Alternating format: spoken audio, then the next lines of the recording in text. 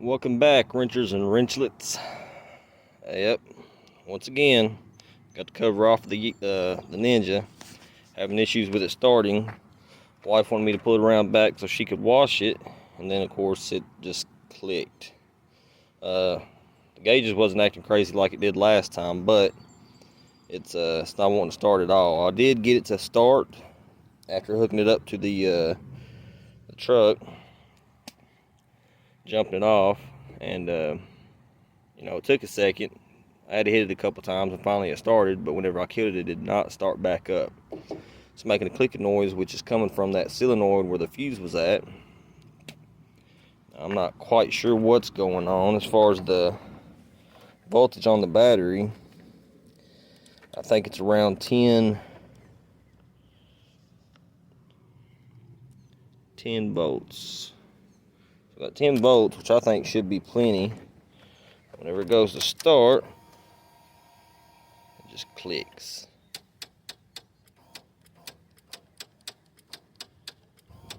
So, about to dive into this and see what's going on with it.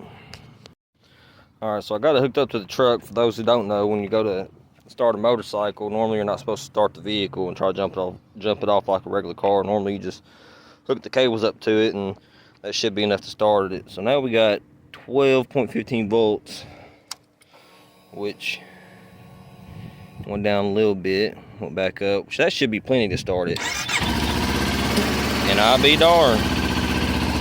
So I guess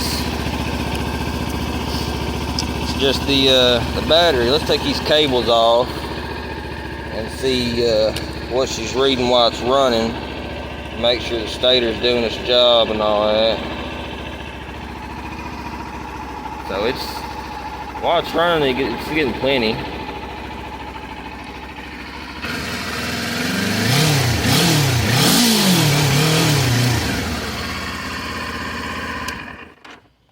Turn it off, check it again, and 1173, and she's dropping slowly.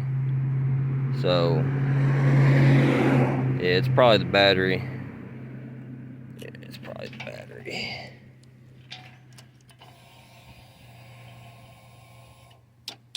Yep. So there we are. No battery it is. All right, it's time to go to the store, get a battery. Oh yeah, in the work truck today. Nah, I think we're gonna turn it to a hot rod. It's gonna be a hot rod today. Better warm up for a second.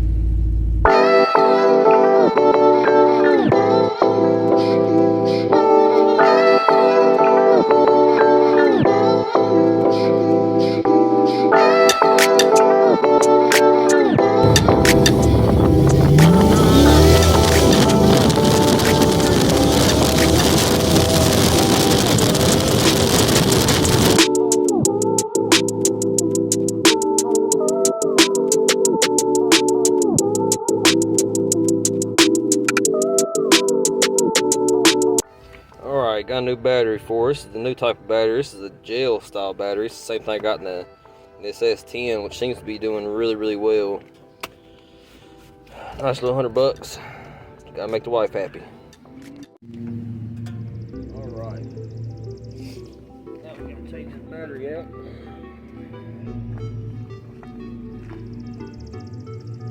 Hopefully that fixes the issue.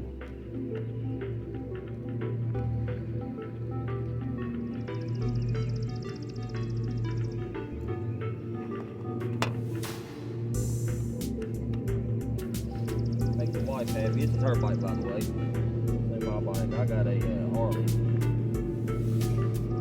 Once upon a time, I did have a R6. I miss it. But sometimes you just want to cruise, and that's what the Harley comes to play.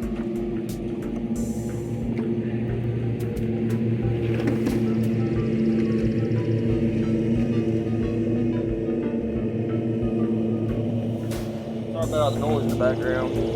Good thing about this battery is, you know, it's a gel battery, so it comes all pre put together. On the other batteries I've got in the past, you had to put the liquid in there yourself, which is kind of annoying. At least it is to me. Ain't much to it, but it's still annoying.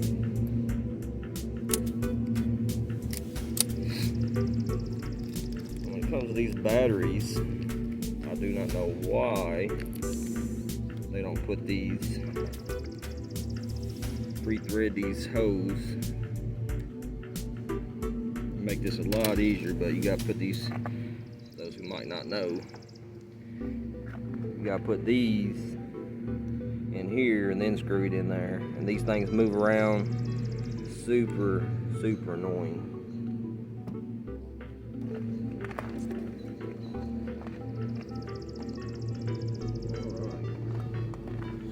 Using these pliers helps get it in there straight, makes sure those nuts don't go sideways and fall out. And it did anyway. Darn it. I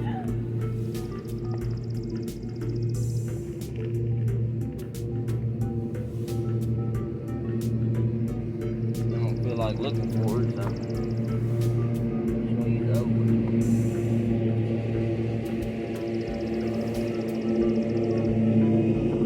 Alrighty. Next spot first.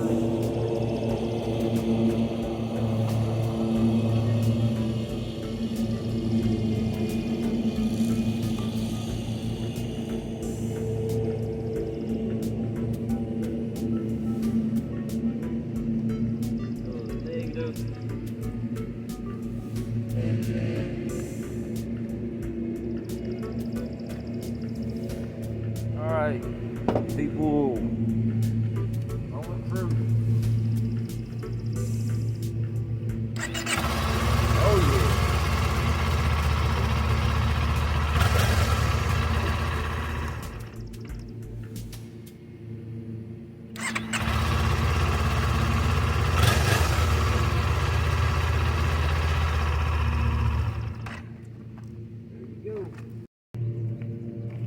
Check this and we'll see what the voltage is supposed to be like on a new battery.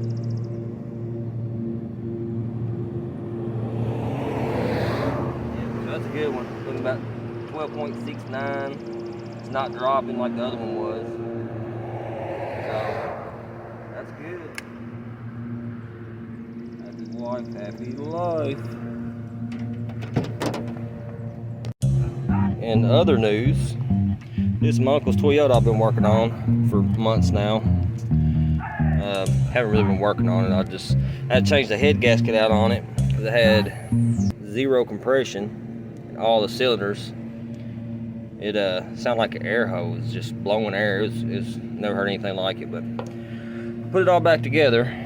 When I told him, he asked me to help him, and I was like, well, I've never done a dual overhead cam. I don't know what the outcome would be, but if you are willing to accept that, I will help out. And of course, anybody that works on cars kind of knows what helps out means when you help somebody out. Pretty much, you do it all yourself. So, but I was willing to accept that, trying to help a family member out. And I'll tell you how much money I saved them. I don't know how much it costs to do stuff like this, because normally I do it myself. But the issue is, I put it back together, and it got about, I think, 90 psi. I got a picture. I'll put it somewhere up here. But the good thing is it was consistent across all cylinders, so that let me know that as far as the compression issue, it was fixed. But with it being still low all the way across, made me believe, well, I didn't get the timing right in it. Which, sure enough, I took this off and got it top dead center and spun this around 10,000 times, and I was correct. You're supposed to put, of course, you know, there's these orange chain links. You're supposed to line them up with the dots on the teeth. There's one dot on the teeth, and that's where it's supposed to be. It's like that for the intake cam, exhaust cam, and the crank at the bottom. It's weird how you put the tensioner on. You got to actually kind of have it. I think it mounts inside of the timing chain cover, and then when you put it in, it has a little latch that latches the thing that pushes up against the teeth. or the chain, the tensioner, back. And then whenever you spin the motor in reverse, it puts tension on it, releases that, and then when you spin it back, it comes out and keeps tension on it. I thought I did that wrong. But after I did this, looked at it, I actually put this on the wrong notch. I guess I looked at these notches on here instead of the actual dot on the tooth and messed it up. These little fellers have been trying to take it over. Before the day's over with, probably be stung. But anyway, so here I am taking it back apart again.